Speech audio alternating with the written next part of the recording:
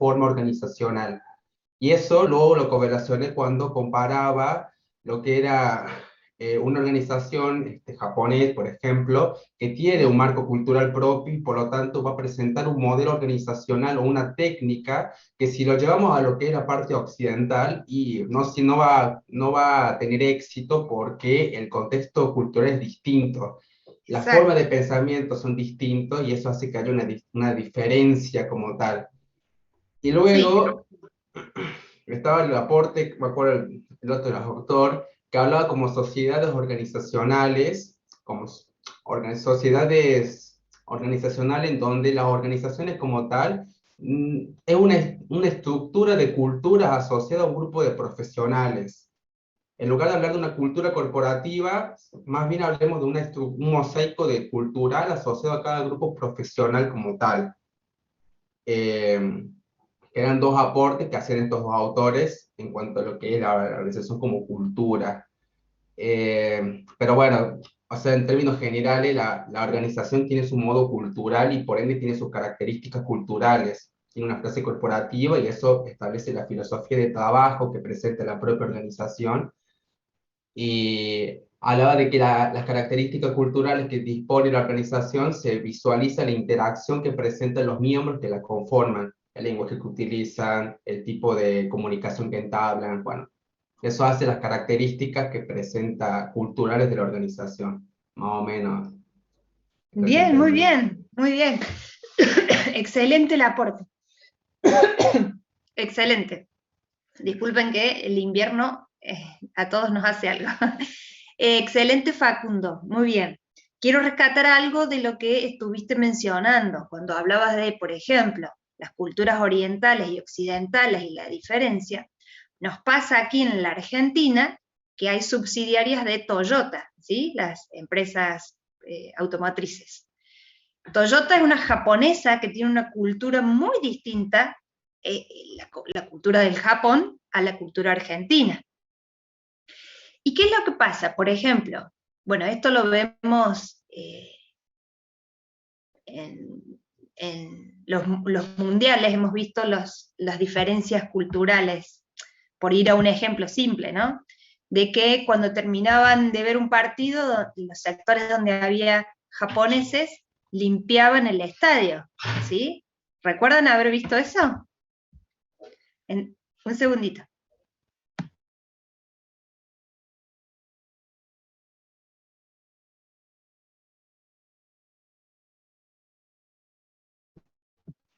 Bueno, yo tengo hijas pequeñitas y a veces no entienden lo que es que no tienen que entrar a la pieza, así que discúlpenme porque entran, ahí vengo. Ténganla junto, viene clase. Bueno, ahora sí, chicos, sí. Disculpen. Bueno, entonces, en la cultura japonesa decíamos esto, ¿no? La diferencia entre estos japoneses que cuando terminaba el partido limpiaban un estadio y cuál es nuestra cultura y nuestra diferencia en que si vamos a un lugar nos retiramos y no estamos pendientes de la limpieza del lugar. Esto los japoneses lo tienen muy arraigado porque para ellos la limpieza y el orden es la base de su disciplina. Podemos ver también en ejemplos japoneses o de la cultura oriental a esta famosa, que se hizo muy famosa, Marie Kondo. Marie Kondo, ¿la conocen? Que es alguien, un influencer que se dedica al orden y la limpieza y le gusta tener todos los cajones bien ordenaditos, la ropa ordenada por color, ¿sí? Entonces, eso responde a los hábitos de la cultura japonesa. Imagínense en implementar esa cultura japonesa en una automotriz en la Argentina, en donde tenemos una manera de ser totalmente diferente, todo lo que lleva de cambio de hábitos generacionales en muchas personas. Y no solamente a nivel operario, sino en todos los niveles de una empresa, de una organización. Hablamos desde profesionales a operarios, desde el directivo al que barre. Tienen que provocar cambios culturales muy grandes. Entonces, esto de las diferencias también se traducen, por ejemplo, lo estoy llevando algo simple como limpiar y ordenar tu escritorio, tu lugar de trabajo, o la cultura japonesa no entiende, se basa en el stock cero. Hay algo que se llama el just in time, que es el trabajar justo a tiempo, y que la filosofía de ellos es disminuir el stock a cero. Entonces, si el cliente me pide 5 autos, o un concesionario pide 5 autos, se producen y hay todo un estudio de tiempos para determinar el menor tiempo entre que la concesionaria me pide 5 autos y yo se los entrego. Y eso debería ser, el periodo que ellos lo tienen medido es de días, ¿sí? Días con horas especificado, ¿no? Es un tiempo muy, muy medido. Imagínense en eso, ¿no? El cero stock, el mínimo tiempo de entrega entre la producción y que el usuario final esté disfrutando de su producto. Esa es la lógica japonesa. Con la lógica que tenemos en la Argentina de que por la inflación, por los periodos de nuestra política y nuestra economía, lo mejor es tener mucho stock de material, tanto de materia prima como de producto terminado, porque eso me está permitiendo a mí como tener una caja de dinero, si bien es materia prima o producto terminado, son mis ahorros que están allí, yo los estoy viendo. Entonces, imagínense financieramente alguien que está trabajando en una empresa con esta cultura de los mayores stocks me están siendo de ahorro, con la filosofía japonesa que es stock cero, nada de stock de materia prima, nada de stock de producto terminado.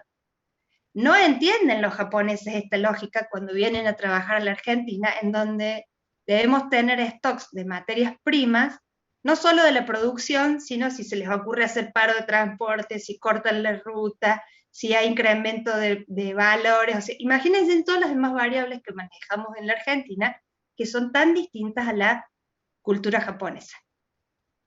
Por poner dos modelos antagónicos, ¿no? Muy diferentes que conviven y que son necesarios de hacer convivir en una empresa. Entonces, entender esa cultura nos hace pensar en ejemplos en que, ¿cuáles son en dónde vemos la diferencia de cultura? ¿Hay algunos indicadores en los que vemos puntualmente la cultura?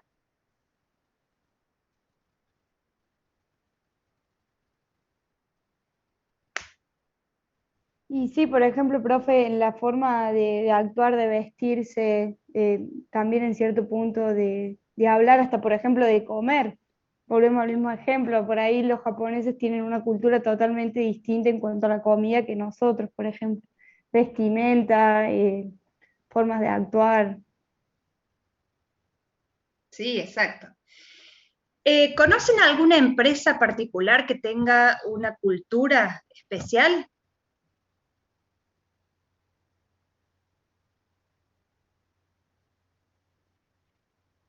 ¿Alguno de ustedes trabaja o ha trabajado que tengan alguna experiencia para contarnos de alguna cultura especial?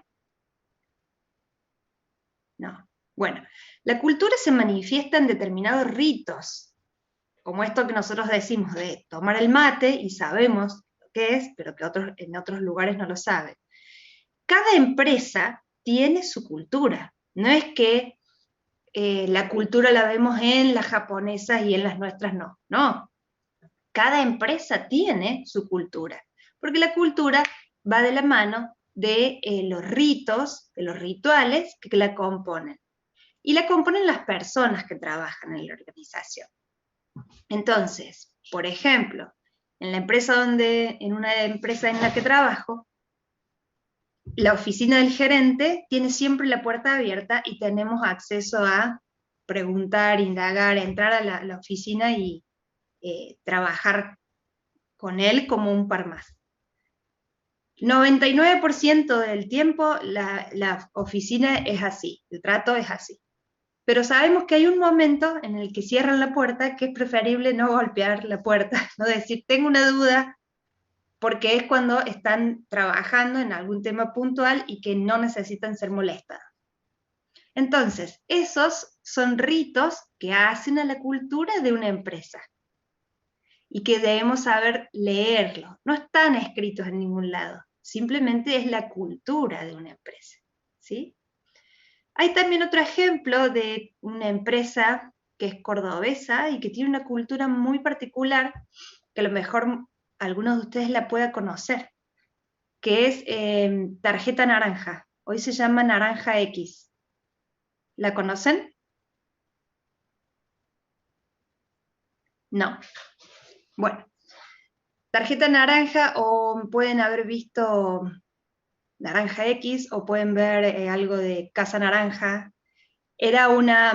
Nació como una casa de deportes, fundada por dos profes de educación física, que luego, en los años 80, 90, tenía una tarjeta de socios. Hizo una tarjeta de socios, como los clientes frecuentes del local tenían una tarjeta de socios para ir a comprar y tenían un crédito especial. Eso se transformó con los años en una tarjeta de crédito, que es la tarjeta naranja, que hoy tiene trascendencia en muchos países de Latinoamérica, y con el tiempo están migrando hacia todo lo que tiene que ver con tecnologías, nuevas tecnologías, blockchain, ¿sí? Dentro de lo que es finanzas, el mundo de las finanzas, el mundo tech. Esa empresa en particular en Córdoba hizo un cambio cultural muy grande, en donde tenía siempre empleados jóvenes, en donde había una cultura que ellos lo llaman la cultura naranja, y que tienen muchas características distintivas. Si alguien ha ido alguna vez a los locales, te recibían con un caramelito en la entrada, con un buenos días, con algún juego permanentemente, con atenciones diferenciadas hacia el cliente.